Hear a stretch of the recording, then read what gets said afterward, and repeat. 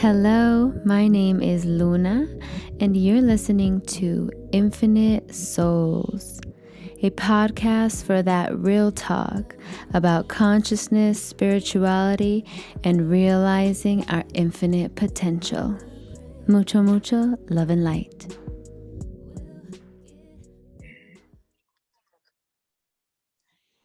Hello, Infinite Souls. Welcome to the third episode of the Quantum Inquisitors. Hey, guys. Welcome. Happy Friday. Woo-hoo. You guys have any plans for the weekend?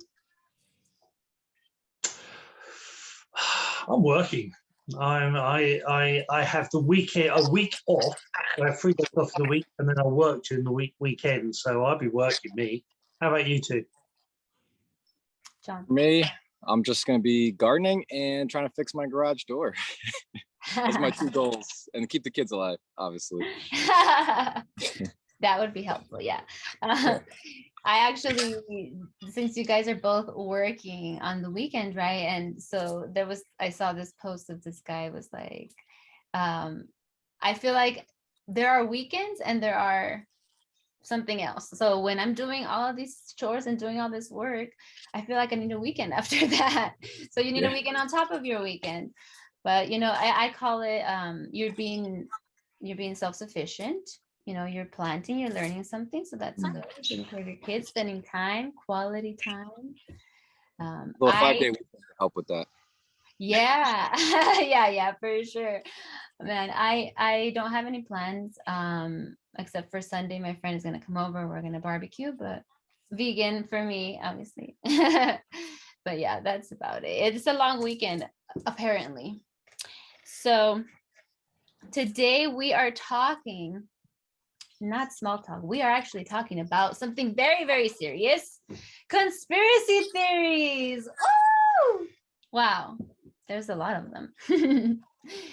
But I actually want to ask these 2 gentlemen here, Sifu, Mr. Sifu, and John, is this a deep dive or a belly flop? Meaning, do you believe the theory? Do you want to go deeper? Or is it like, no, that hurt? Okay, so let's see. What do you guys, the first one, okay. What do you guys think about flat Earth? Is it flat? Do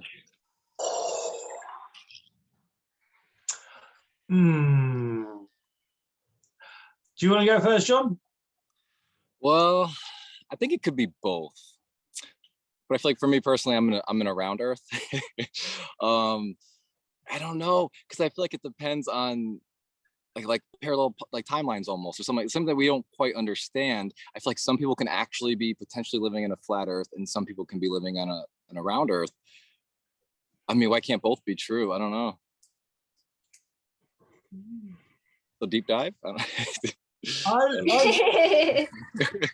See, you didn't see. I actually, especially because of certain.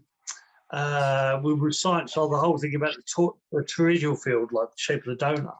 I actually believe in the hollow Earth. I actually believe that the hollow Earth theory. My issue with the flat Earth, there's a couple of issues. One is, okay, so flat Earth, okay, but then is the sun also flat? Or is there nothing else up there? It doesn't make sense on the whole. Well, and as I've got friends who've done remote viewing, I've done remote viewing. I see spheres, and the things like the Law One, which I very much listening into, they say spheres. They call the Earth a sphere, and they talk about things as spheres. So if there was if I saw a flat Earth in remote viewing, then I could accept that. I could, okay, fair enough, but I haven't. And there's I can't fully remember it, but there's a thing. There's a degrees mapping thing that if you go, I'm getting this totally wrong. I'm just going. I'd have to again. It's one of these things I'm going to have to look up. But there's a thing about one of the back in the 1800s when they were talking about like the Earth being flat. There was one of the one of the adventurers that did this thing of, if you go roughly, like say, I can't remember exactly, but it's something like, if you go 2 miles in one direction, then go 90 degrees and go 2 miles in that direction, then go 90 degrees and 2 miles in that direction, that 2 miles, that's enough. It's something like 2 or 5 miles. That triangle you just created, you if it was a flat Earth, you wouldn't connect. But going so many miles one way, then you turn 90 degrees, so many miles that way, or the same distance, and then turn 90 degrees again, you come back to the place you started. If it was a flat Earth, it wouldn't happen. Now, I unfortunately I didn't think to check, but there was one of the, I think it was from the 1800s, that's why it went into this. There's less likely to be flat Earth because of this thing that, basically a triangle. Because if there's a dome, if it's slightly curved, then it will create the triangle. Now, unless the Earth isn't flat, it's domed, then you could say, oh well, then that doesn't work. But I've always learned, listen to your heart, and it doesn't resonate. It doesn't resonate for me. Hollow Earth does, because of Admiral Byrd and certain other things, but flat Earth, there's too many potholes for me. There's too many potholes. So, but what Luna? What about you? Well, so you say belly flop. I think gosh, so it doesn't resonate with me. I always go based off of my energy, with my intuition, what my body says. So like John said, I may be living on the round earth or on the round side. Maybe it's like, like the letter D, like a snow globe. And there is a flat part, but there's also a round part, you know what I mean? So maybe that's how it is. And we just perceive it differently. And maybe the flat part is inner earth and the other part is outer earth or something, because we are inner and outer beings. And I think that nature reflects us, and I'm not flat, you know what I mean? So that's why I don't think that, since we are so multidimensional, have so many different things going on, I also, the other reason why I don't think that it's flat is because I watched a documentary about flat earth. I think it's on Netflix. I don't remember the name, but I think it's called Beyond the Curve. There you go. It just came. Okay, Beyond the Curve. And they did different experiments to see if the earth would be flat, right? So they did the distance thing. They did this other where they shot like a laser. And if it was round, then it would not hit a certain part. It would hit lower, right? Because it's going like round or something. So it proved that no, like it's not, it's round. It's these experiments are showing that it's round. But then if you search the internet, you can find any information for any theory, for any opposing thought, even the opposing thought, you can find so much information for it. So I do believe that everyone lives like in their own reality in a way, although we have a collective one. But since I believe in like multi dimensions, and I think that I believe that every idea or theory that we've ever had exists somewhere. We've created it somewhere, and it exists there, and we can access it, so I guess belly flop for me. Yeah, I mean, prove me wrong, but it's sort of belly flops for me. I mean, the one thing that's always interesting is that there's been several people who have created hot air balloons, created even a rocket. There was a guy, I think it was about 2 years ago, that actually created this rocket, and they all were heading up to prove it, and then you never hear from them again. So there's one or two options with that. Either they proved themselves wrong, or they proved right and somebody took them out. I mean, there is that option, but it's just that everyone who says, I'm going to prove it, I'm going to prove that the Earth's flat, you never hear from them again. So I thought, why? But you know, you have, there is that thing with Luna. You put, I believe everything exists that's meant to exist, which leaves me with a dilemma, because that means flat Earth exists also as round Earth. How that works, I don't know. But in theory, everything exists. Everything exists because it's meant to exist. If you think of it, it exists somewhere, which is sort of in the law one, and it's an old thing that everything's created by us. Then that means technically flat Earth exists somewhere. Where that somewhere is, I don't know. But technically, everything exists that's meant to exist. So technically, it could, but it's still a bit of a belly. It's a no for me, Charles. Well, we still dove deep into it though, because I mean, not that deep, but it just doesn't resonate. But I do think that it exists somewhere. So then that would mean that it does. You know, I can't deny it. The only people who know what Earth looks like are the people who've been in space. I haven't been in space. I would like to. I honestly would like to be in space. Would you guys go to space if you were given the opportunity to, like right now? Heck yeah. I can come back. Well, yeah, that would be nice. You know, a return ticket would be preferable. But have either of you ever either dreamt, or you know, astral travel, or dreamt that you've been in space? Well, I have some memories of being actually Syrian, where I was I don't know, I was traveling to different, like my job, I guess, was to travel different planets, and like there's like underground labs on different planets and whatnot. And I would go there for research or whatever. And it's like, it depends. There's so many different planets, different planes, and it seemed like it was like a desert planet almost. So I don't know, that's all I remember. I don't know, we didn't have like any gear on or anything like that.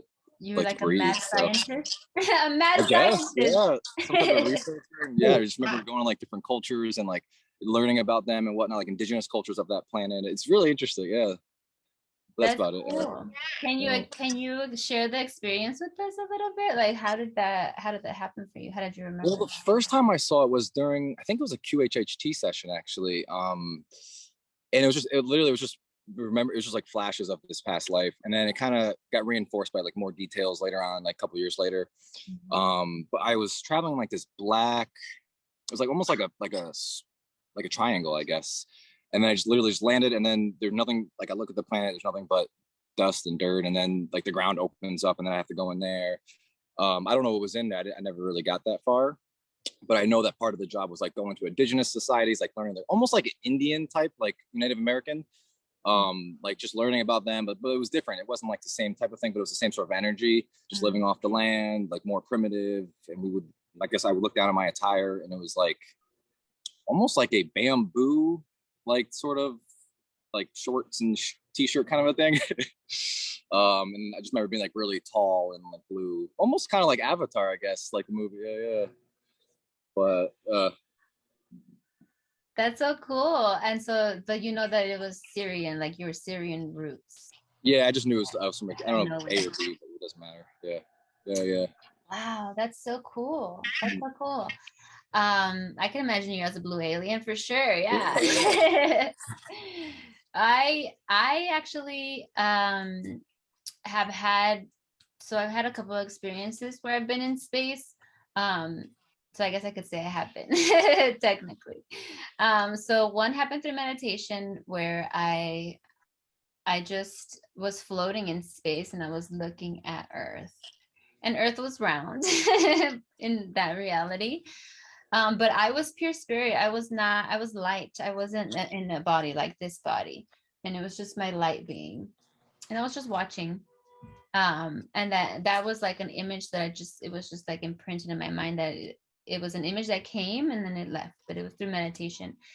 And then I've also had a repeating dream. It happened twice. It hasn't happened again recently, but where I saw aliens. I at a somewhere that looked like Antarctica, somewhere where there was a lot of snow, a lot of ice, and they had communities there. They had like, you know, like settings, like buildings. There was a lot of them.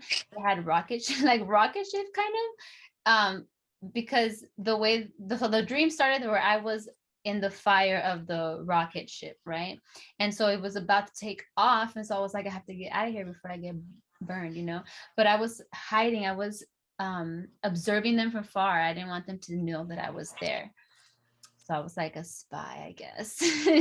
and so then I got out of the spaceship, and then that's when I saw the snow and I saw everything. I walked over a hill and I could see the whole community, like different buildings, and yeah, and then I woke up. But those are my experiences.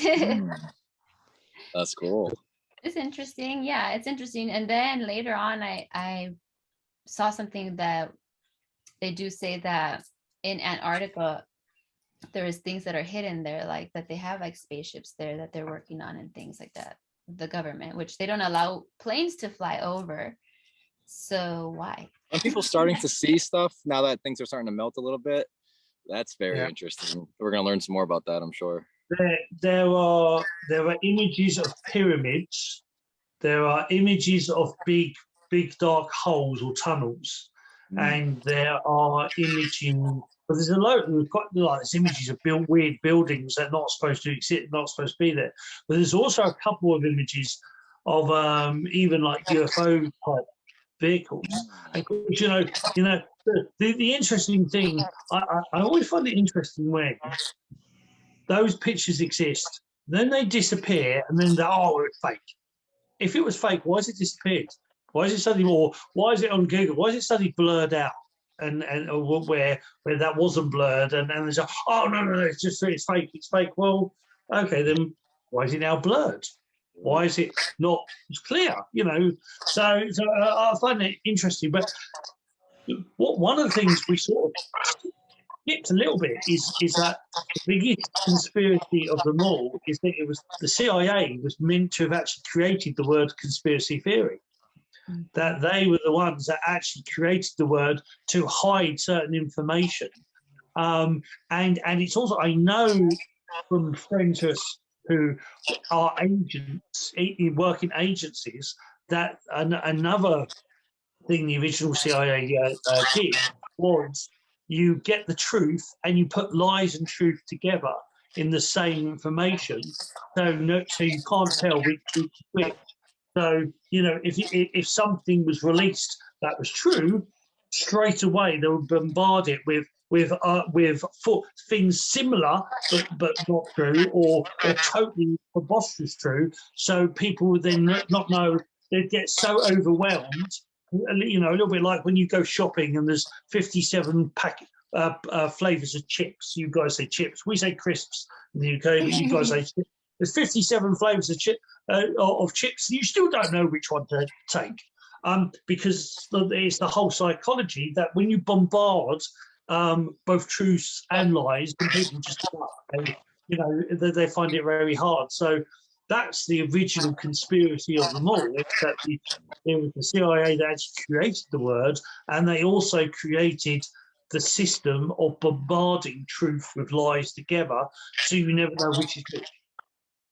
In a way, that's a blessing for us, because now to gain the real truth, we have to go within, because we're just so sick and tired of seeing the half truths, and later on you figure out that wasn't true, and all this information that you have to sift through, and it's like, really, we just have to go within, and all the answers are right there because we've created it all. And I feel like you can tap into any of it, but it takes more work, obviously, and more time. Yeah.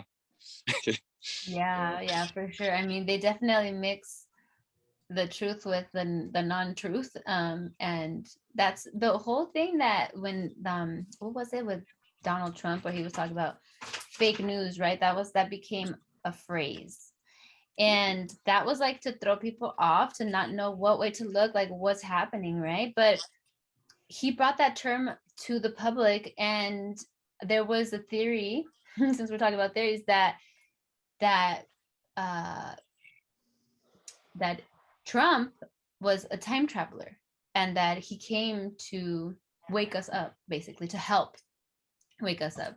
Even though a lot of people, I mean, I don't want to get into politics, but this is a theory, you know. So I was like, that's very interesting. I mean, he did shake things up, and people are woken up when they get shook. So aren't we all time travelers though? We came back here to kind of fix the other timeline that we were on before 2012. But have you ever read the book? There was a book in the 1800s called Von Trump, and it was about a rich family, Von Trump, and that man becomes president, and everybody else. There's actually a book. There's actually a book. So the whole time traveler thing gets even more spooky. That this book suddenly appeared out of nowhere, but it was a genuine book, but everybody seemed to have forgotten about it. And suddenly they found this book called Von Trump, and the Von Trump had the towers, and then he became president, and there was a big riot, and they burnt the tower, which hasn't happened yet, but they burnt the towers down. But there was this whole thing, and he lost the presidency and then came back, I think, like 10 years later or something, and became president again. So there is actually this book that talks about. Interesting. So, the book was written in like the 1800s. Yeah. Something like that. Yeah. Right? Yeah. Again, another thing I should have checked first, but I know it's Von Trump. It's something about the thing of Von Trump. So actually, I might see if I can get it for now. Yeah, I actually heard of that book. I haven't read it, but I did hear about it. People were like freaking out that it has such close similarities to Donald Trump's actual life. So yeah, I mean, it's a possibility, and we are all time travelers, like John says, you know. And speaking of, you know, like time travel, we can time travel with our consciousness, right? And so I think that we are going to merge consciousness and technology, or make technology assist consciousness in a way where it's not invading it. You know, that's what we have to come up with, where it'll assist that, but we can learn to time travel with our own energy. You know what I mean? I mean, technically, if the Earth is ascending, then we won't have so much mass to be able to do that, right? That's what I think. Anyway, enough about Donald Trump. Let's talk about another conspiracy theory, okay? So I would like to ask John, do you have any conspiracy theories that you have just wondered about, that has sparked your mind? Well, I've always wondered about the pyramids, just because I feel like that was done with telepathy or whatever, like just moving matter with our consciousness. And that's what I feel is true, but like I need to see it. Like I want to see it for myself, but obviously, you know, you can't at the moment. So you think that so you think they use consciousness as their technology to build the pyramids? Yeah, because I think we're literally, with our consciousness, able to manipulate matter. Because obviously through quantum physics, it's proven that we have a direct relationship and an effect on it. We just haven't wielded that power, at least in this lifetime right now that we're all living. But yeah, I want to see it happen. I want to see, because it's so precise. It's so perfectly precise. And in things that is impossible for even our machinery now to do, and to lug these things over. And it's just like, yeah, I wanted to know. Yeah, that's definitely on my top of my list. I need to know. I need to know. I need to know. Like Mark Anthony. I don't know if you guys know that song. Yeah. Oh my gosh. What about you, Sifu? What's a conspiracy that you're just like? Well, the pyramid one's a good one. It's what was it? Tebekli Tepe, which was actually buried for something like 20,000 years, and this monument is even older than the pyramids. That stuff interests me. The whole, well, you know, the whole thing about there's 1983, the CIA released a document. And normally they release documents after 30 years. So it's possibly from 1950s. about but basically that the universe is conscious and we affect the universe consciously. So, and there was quantum physics in there in the information, and you know, so the whole point of not necessarily not the simulation theory as such, because that's a big one they talk about, like scientists, a lot of scientists. Elon Musk thinks this is a simulation, and I do and I don't.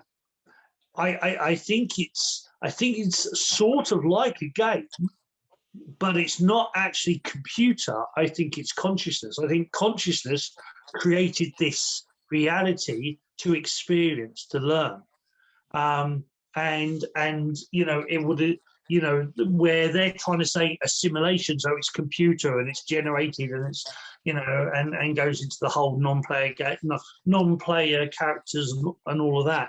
I think we're pure consciousness. I think we are.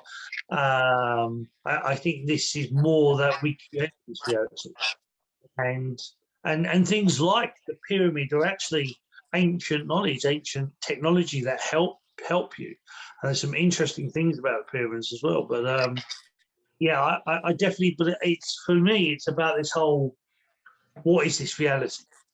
You know, what is it really all about? And the whole thing of consciousness and that, you know, we're in this body, but the body's just a sock. It's the ancients say that our consciousness is so big that in comparison, our body would be a tiny little glove sock on our little finger.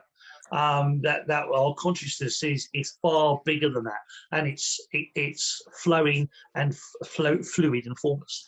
So yeah, so what is reality? That's my one.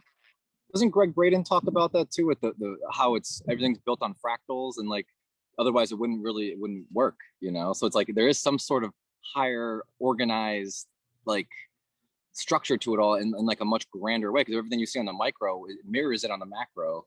So it's very interesting. There's definitely a high level of intelligence put into this creation that we just, our linear minds can't really comprehend. Yeah. It's a big subject. It's a really big, because you can go down that matrix route, but like I say, to me, it feels more energetic more than mechanic. There feels more of, but there's definitely, you know, the universe is made of sacred geometry. Science is more and more pushing towards this, that there are so many sacred patterns and those fractals you were talking about, that there's definitely more to this reality than meets the eye. And there's certain channeled information that goes down that route. And it's like, this planet's super hard. Dolores Cannon said this, that this planet's super hard because we forgot all the information.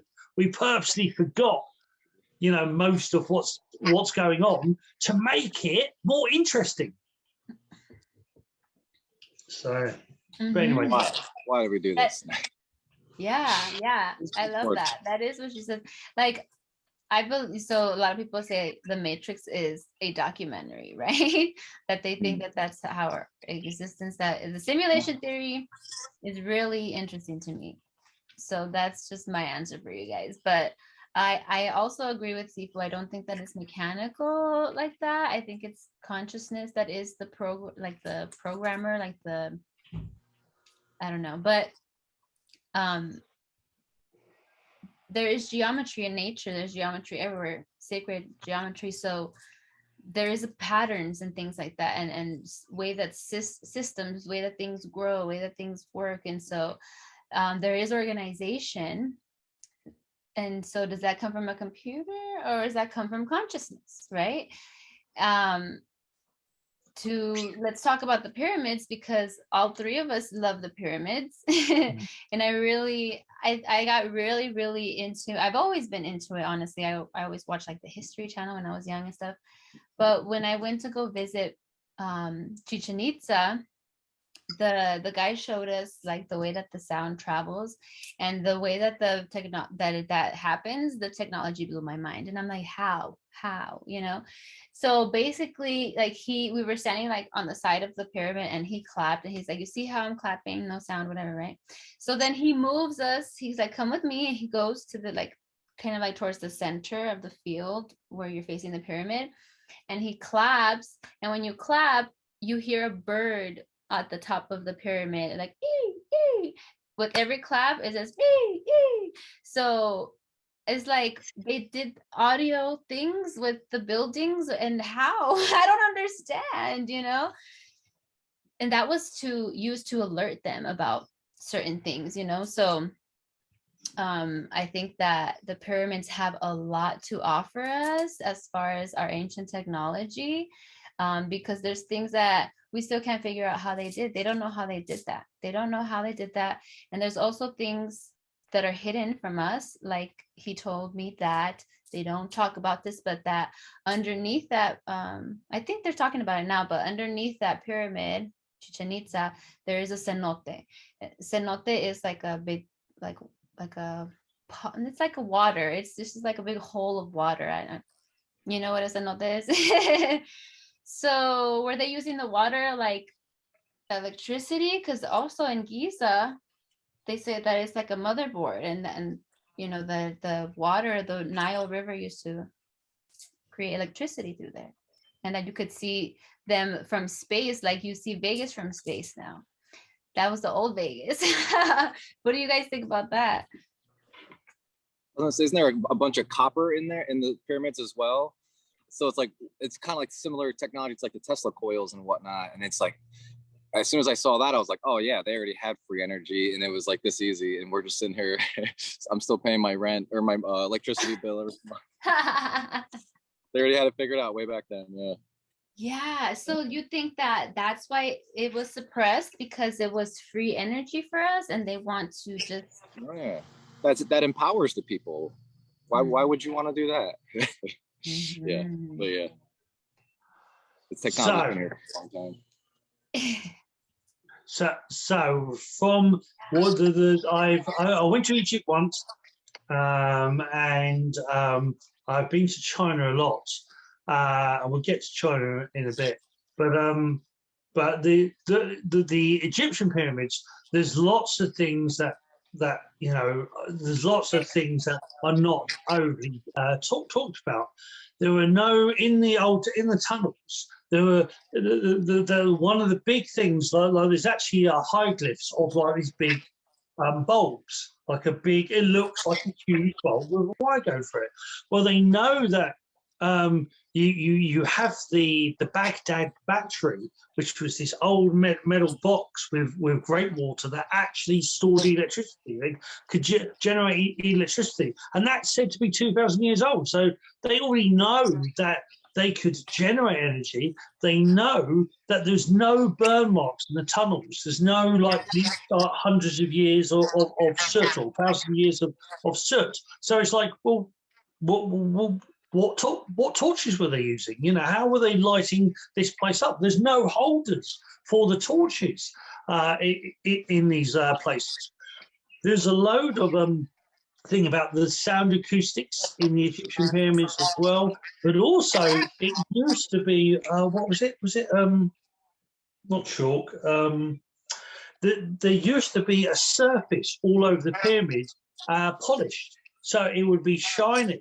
And so, like when the light shone it, it would literally light up. That was a conductor. It was actually a conductor energy. And then the other thing that's less talked about, there were capstones on the pyramid. So there was these big stones that are now disappeared and now no longer there. But they knew there was capstones on there, and so there's a lot of evidence, or there was a lot of. They know there's underground water. You have the Nile, but there's also underground water as well. And underground water, when over, and there's a lot of quartz in the ground as well, it can generate electricity, it can generate energy. The other thing, there's been over the last 40 years, been experiments with pyramids creating the same diameters, or like a smaller version, the same diameters, and very interesting stuff happens in these pyramids. So they create pyramids, and energy collects at the top of the pyramid. They don't know why, but it starts to pick up on the voltmeter, energy building up. And you sleep you sleep in them, and it does affect you. There is something weird about it. There's something that alters the energy. There is a guy, I can't remember his name. He's on Instagram, but he actually wears a pyramid hat. Is like a copper pyramid hat. I think his name's the Black Airbender, I think. That's the one. That's him. Well, that goes to actually witches' hats. That actually goes to, like in Harry Potter, the Hat of Knowledge. That was a thing that there was said that a coned hat, when put on your head, you draw the information from the universe. So there is a thing about like coned or pointed hat, things being inside them. There is an energy, draws in knowledge. China has over 130 pyramids, both Mayan and Egyptian style.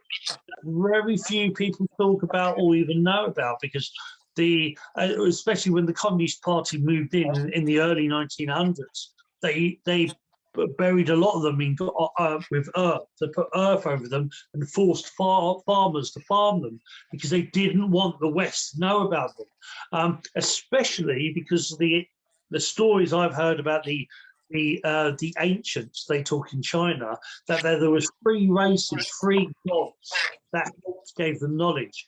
The ancient blues, the blue avians, which are very similar to Ra and Thoth.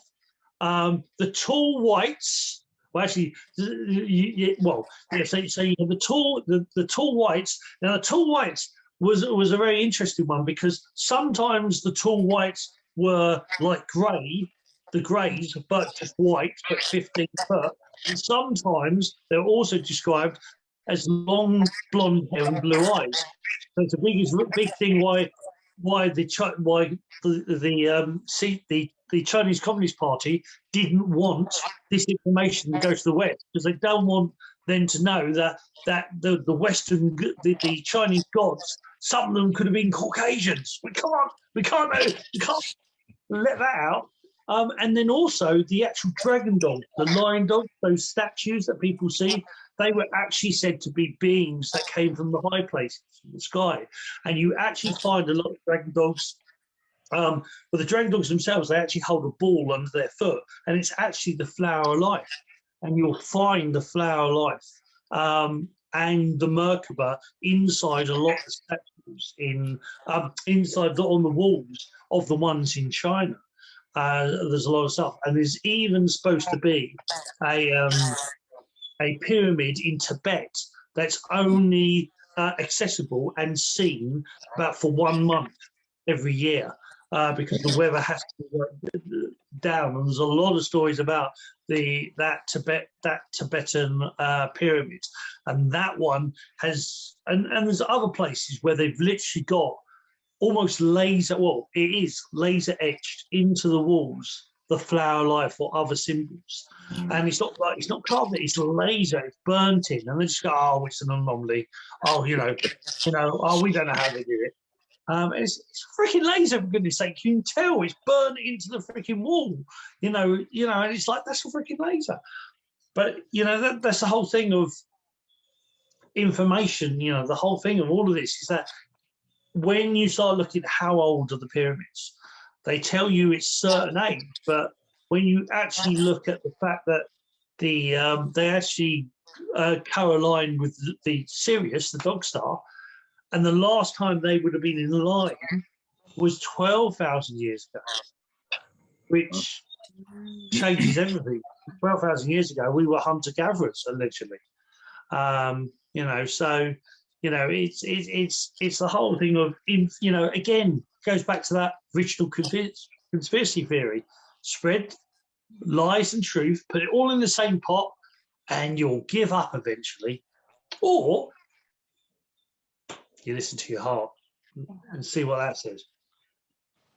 Yeah, that's amazing that China has all these different pyramids from different cultures. So I did hear about the cap, right? The thing at the top that they're like all broken off, right? So the one of the theories of why they were putting energy there was because they were communicating with the other pyramids around the globe, so that all the pyramids were connected with that energy, like antennas, kind of. So that's a theory. And I did hear about the alignment. So since the planet does pole shift every now and then or whatever, or not now and then, but every a lot of years, um, when they looked at the older positions of the poles according to the pole shift theory, then the pyramids align, directly to what the stars were at that time, because Mm. seeing a different part of the sky now than they were before. So yeah, it all makes sense. That I think it makes sense that they would use that to communicate with each other, because why are they so common, but they're supposed to be far away? And then that also brings, like, well, were they all working together before, and now we're created the separation between race and countries, you know what I mean? So that's another thing that I just thought about right now. Yeah, that was my next question. Like, what do you guys think the pyramids were actually the original purpose of them were? I mean, I think some of them may have been for healing and also like expanding our own consciousness, maybe like kind of like ascending, but like on a personal level, maybe, because you do have all these ancient texts of ascended masters and this and that. And maybe I think the pyramids were used to assist because it just harnesses all that energy in one point. So, yeah. Yeah, that makes sense. Well, I believe that there's different sizes ones, right? But the big ones, I believe that they were energy conductors, and that they created energy for the whole city. And I believe that because they found like a little room up on the top or whatever, close to the top.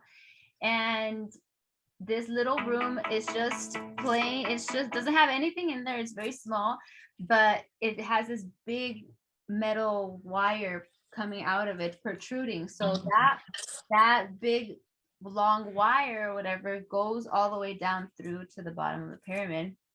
And there was water running through before, so that is a conductor, right? So they think that's what it was used for. And I think that makes sense for me.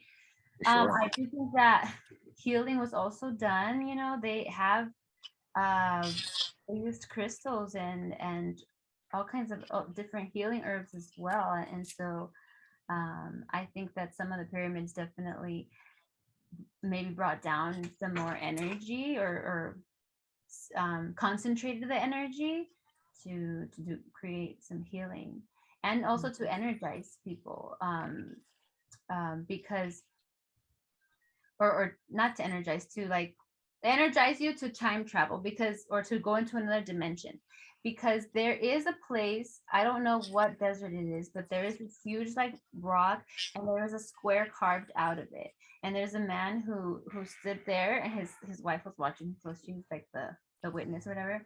So he was told that that was like a portal. So he was to stand there, and he's compared to the square in the wall, he was small when he was standing in there. But back then, the beings that were using that would have been bigger, larger, he was saying. And so what happened is that he put his hands on it, and he did whatever was supposed to be done. Like there's like a place to put your head or something. And he disappeared into he disappeared into thin air. His wife doesn't know where he went, whatever. Later on, he came back. But I don't remember exactly what he said where he went. I'm gonna look for the video, so hopefully I can tag it on here.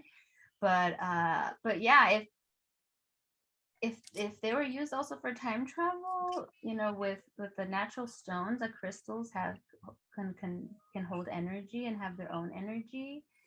So I think that's what it's for. It's very interesting. A lot of things here. What do you think, Sifu? What do you think they were used for, the pyramids? So, right.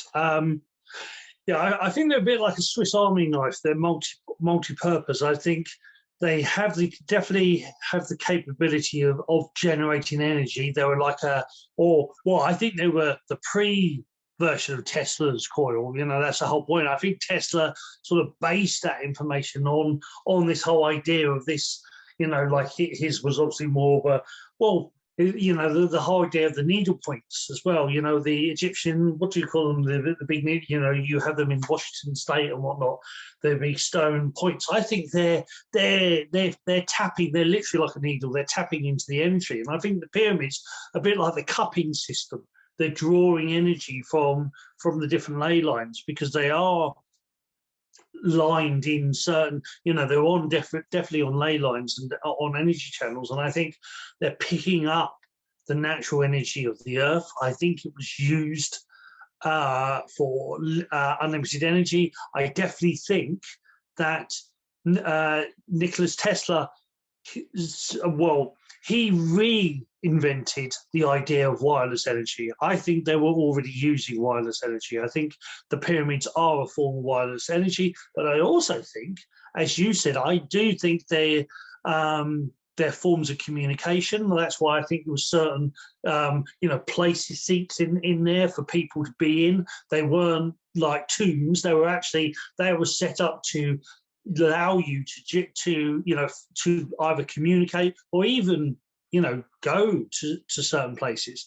And the false doors, if you actually look up ancient Egypt false doors and ancient false doors, you'll see them all over the world in literally mountain places. These like, you know, the shape of a doorway, but it's, you know, like a, you know, it's your false door. And I think they're very much portals. They're stargates. You know, they call them a stargate. And the energy has to be built up at a certain frequency to activate. But I think, you know, so I don't know if I've told you guys this, the one about, I had CIA friends, and a very serious one, and I once very particularly said, so when is the CIA going to admit to the existence of Bigfoot, fairies, and the unicorn? And he looked me straight in the eye and he said, Boggy, you know as well as I, as there are different dimensions, there are other dimensions that exist in this reality. And when the energy is in certain places, when the energy increases, those portals or doorways open and they come in and out. And that's why, like Sasquatch, like Bigfoot disappears. Is there 1 minute, disappears. Fairies, we used to see fairies. There used to be loads of pictures back in the 1900s in the UK about fairies. And I think it's similar thing, that the energies fluctuate, like, you know, energy's all like a wave. And these pyramids and things like that were a way of channeling that energy, to build that energy up, to use it in certain things, Mountains, I think, are natural pyramids. Some of them probably are actually pyramids. There's what's that one in America? There's the mountain that doesn't actually look like a mountain. It looks like a fortified ancient giant tree, and it's called the Devil something, isn't it? And there's a couple, and that's another conspiracy theory. I think there was ancient trees. I think there were trees, humongous trees that once existed. I think this planet is a lot older than we've been led to believe.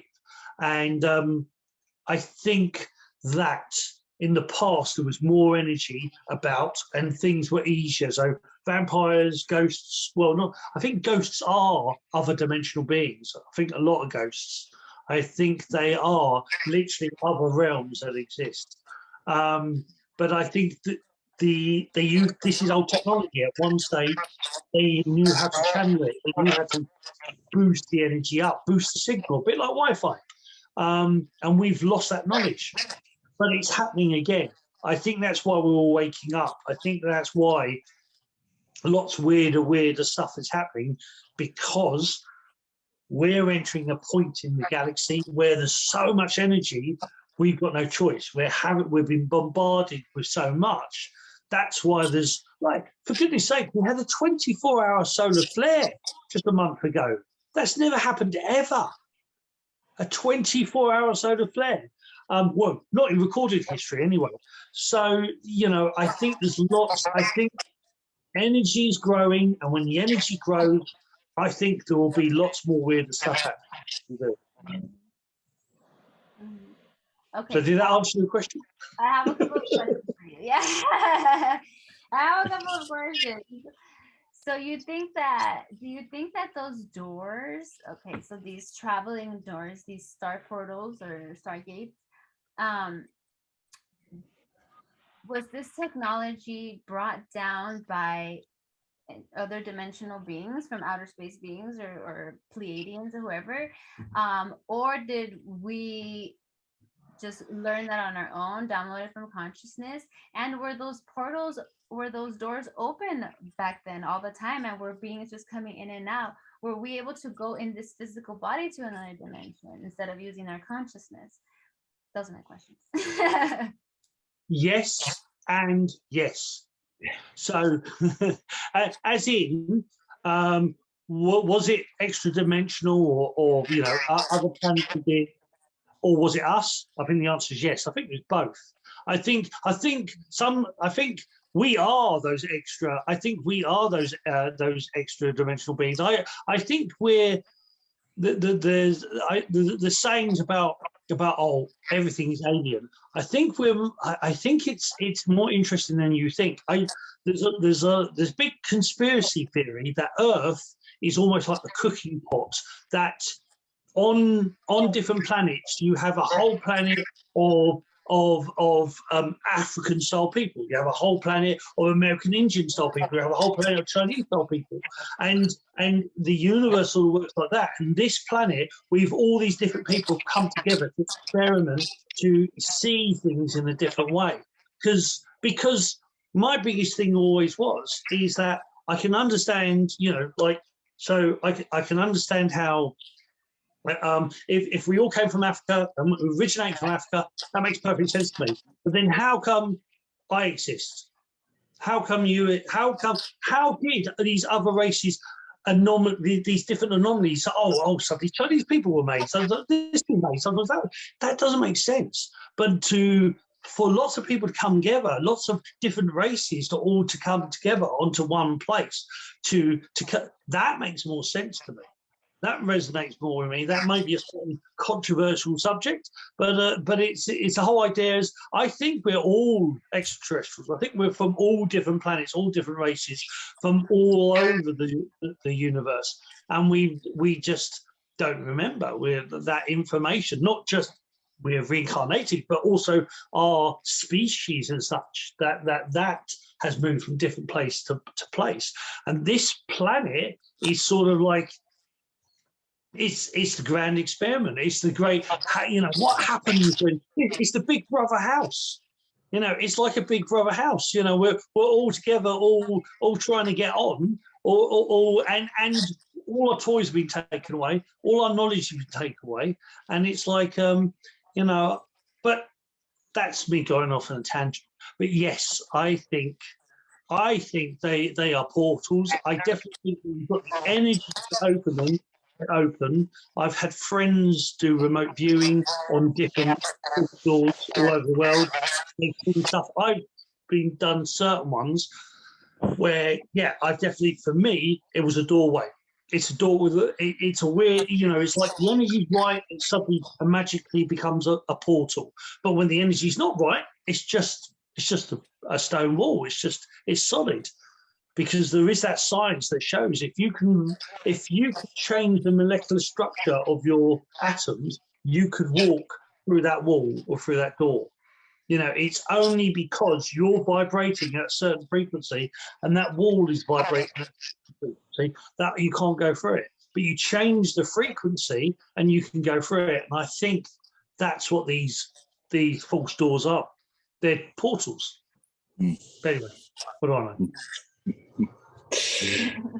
What I would say is, you know, since we've descended in consciousness, ever since we've done that, we've sort of been quarantined off, you know, from the rest of the galaxy and whatnot, and our higher information and our whatever other abilities, because obviously, you know, it's just physics. You can't access that in a certain frequency. But since we've been quarantined off, I feel like, you know, any information that we do get into our field is given to us by, you know, much higher level of intelligence beings or whatnot, or council, however you want to describe it, you know, to test, are we ready to handle something like this new technology that we're not, you know, we don't know of per se. or are we going to abuse that power? Are we going to abuse it? And I feel like we've continued to have people access higher states and get this information from the field, and then we abused it again, and then we kind of like almost like reset ourselves. I feel like, yeah, because why did we like start all over? Do we have the Egyptian times and all that, and then it seems like we kind of started over again.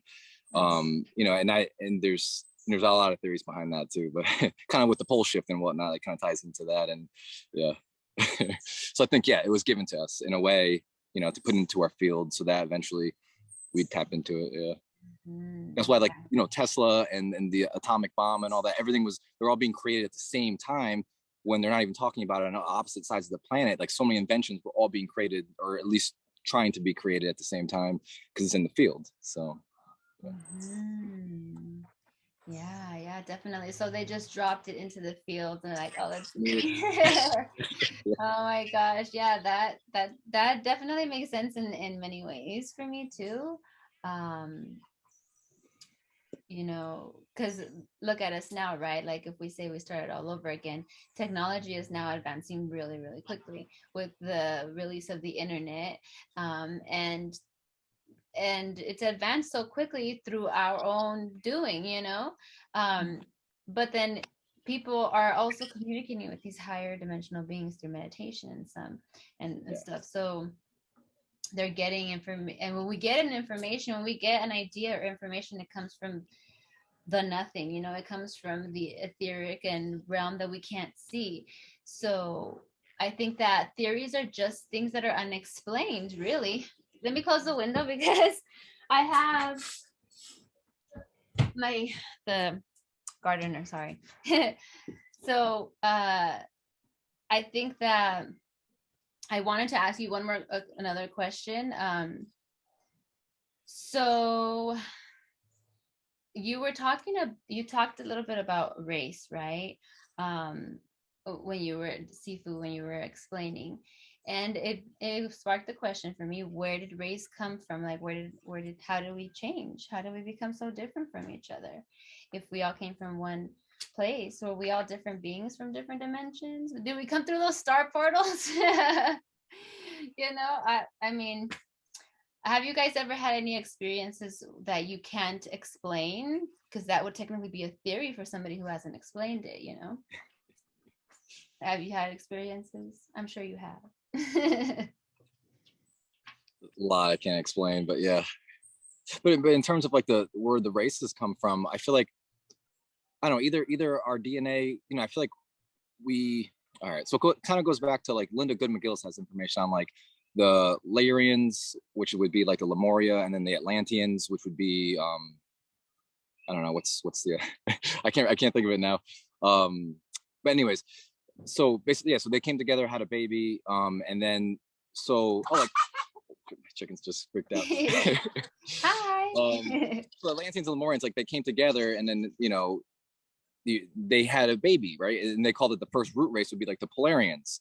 But since I guess they started a war again, and they didn't, because at first they had a war and then they came to peace and then they had kids or whatever. But then afterwards they had an argument. This is like the metaphor, like they had an argument they disagreed how they're going to raise it. So the mother aspect of our DNA kind of got shunned, and then the parental, like the father parental, we ended up, in order to continue to evolve, we manipulated our DNA without that Christed blood, right? From the female or feminine aspect of our DNA. So then we had to continue to put in like other DNA from other, like, other species or other whatever. Like, that's what, I don't know how to explain it really in good terms, but yeah, we continue to manipulate our DNA to try to create more races. And that's why we have, we kind of ended up with all different nationalities and whatnot now. I think it all started from my understanding, it was like seven or so, like seven root races, or that I don't know, but I know the Polarians were the first one, and I forget the other six, but that, I mean, that's a great theory too, that we had to, in order to continue to evolve in a way, I guess we continue to manipulate our DNA, because how else would we evolve if we don't manipulate our DNA? And that's, that's why we're ascending and going from a 2-stranded to a 12-stranded DNA. But yeah, if that makes sense. I don't think I explained it good enough, but yeah, there's more. The wheels are turning in my head. When you see me quiet, the wheels are turning, believe me. yeah, it's just so interesting. So before they manipulated the DNA, were there just regular humans on the planet that they Oh, did all these yeah, DNA? Anunnaki and Lyrian. That's it was the Anunnaki. That's like all those stories. That's kind of like the idea. Yeah, that there was already humans here on one side of the planet, but then the other side is when I guess the Anunnaki was the story like the Anunnakis came here to mine something to save their planet or whatnot, to mine gold or Mhm. whatnot, and then they didn't realize that the Lemurians were on the other side or something, and yeah, Yeah, something like that. Yeah, yeah. yeah. With the well, is the Anunnaki technically would be the reptilians? I guess. Yeah. Well, some people say the reptilians are the same as Lyrians or Lyrans or whatnot, or they're at least from the same planet, galaxy, whichever. Yeah. Mhm. So yeah, it's interesting to think about. Yeah, I A don't know. blend of everything. Yeah.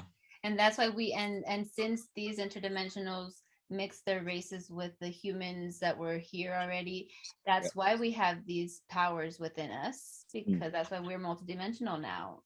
Or yeah. Or we were always that way. We were always interdimensional, but we didn't know. So they gave us knowing, the knowledge, the tree of knowledge, you know. But this is where it gets interesting, isn't it? It's like, if you think of, the whole, the simulation theory, or, the consciousness theory, that we are consciousness.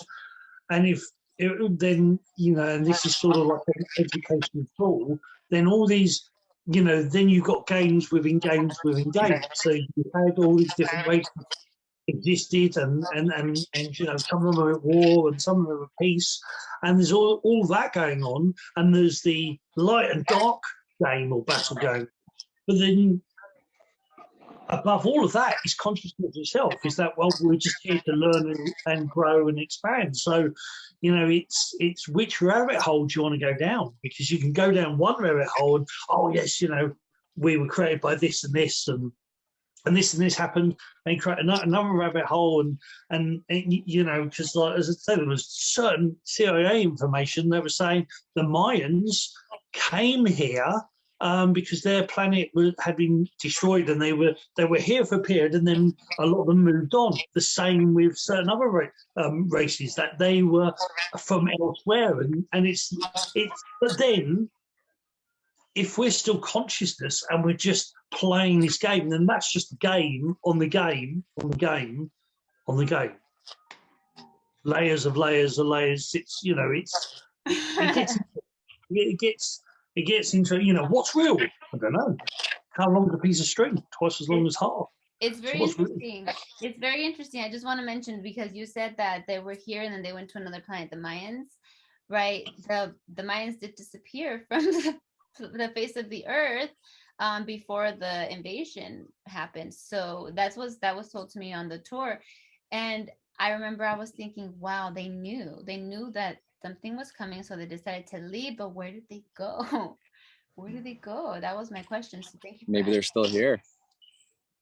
Maybe they're us. We are them. Yeah. But if that's true, so like, if we are all one, right? We are all each other, and so these beings that say that it's true that they came and the Mayans came and then they left. Well, why did they leave us? Why did they leave the rest of the humans that are here? You know what I mean? How are we different that we were not able to travel with them? Time travel. Well, maybe they ascended. I feel like they've literally just in their like consciousness. ascend. Yeah, exactly. Yeah.